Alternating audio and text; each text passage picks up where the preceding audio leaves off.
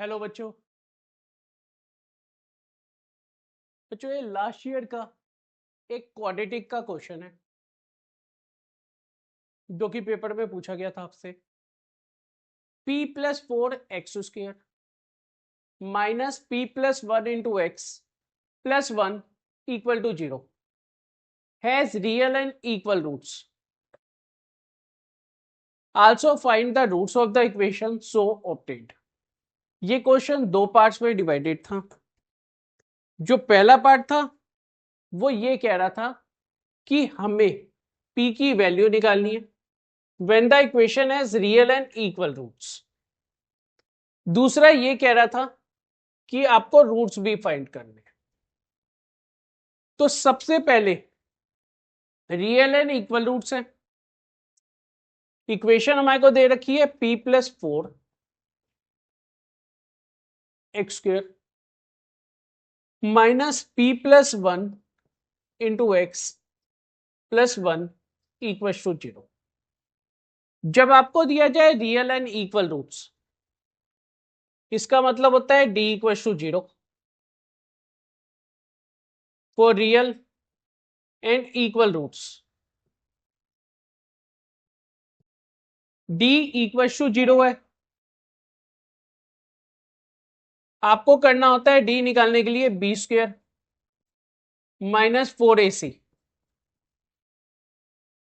ये जो वैल्यू होती है जो हमने p+4 लिखा है, ये हमारा a को रेफर करती है। जो x का कोफिशिएंट होता है वो हमारा b होता है। जो कांस्टेंट टर्म होती है वो हमारी c होती है। तो हमारा a आ चुका है p+4। b हम कंसीडर करेंगे minus of p+1। c consider करेंगे 1 को। अब हमें निकालना है b² माइनस 4ac। b² जो कि हमारा था minus of p+1 the whole square minus 4 into A हो गया p+4 c1 इक्वल टू 0। अब आपको सॉल्व करना रह गया। होल स्क्वायर ओपन किया, p² + 2p + 1 minus 4p minus 16 equal to 0। p² minus 2p minus 15 equal to 0। Middle term splitting लगा देंगे इधर। p² minus 5p plus 3p minus 15। Middle term splitting लगाने के लिए हम करते क्या, हम x² के कोफिशिएंट को कांस्टेंट टर्म से मल्टीप्लाई करते हैं। 1 × 15 किया, दैट इज माइनस 15।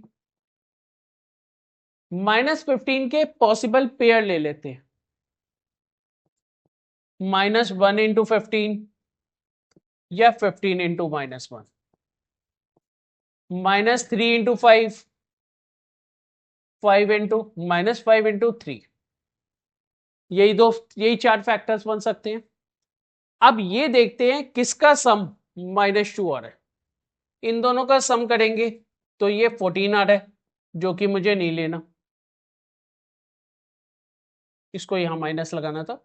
ये -14 देगा, ये भी नहीं लेना।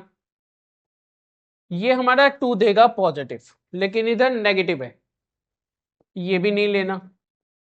ये -2 देगा, यही हमारे बच जाएंगे। दोनों के साथ p लगा देंगे, -5p + 3p -15। अब आपको कॉमन लेना होता है। p कॉमन लिया, p -5, 3 कॉमन लिया, p -5। दो फैक्टर बन गए p + 3 और p -5। p की दो वैल्यू आ गई, -3 और 5। अब इसका सेकेंड पार्ट, हमें रूट्स फाइंड करने थे। तो सबसे पहले p की वैल्यू आप क्वेश्चन में डाल दोगे। ये मैं सारा रब कर रहा हूं।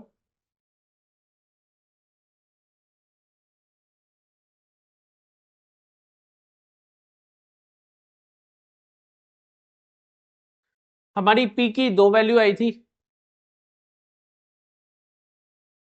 -3 और 5। ये दोनों वैल्यू आपको इधर डालनी है।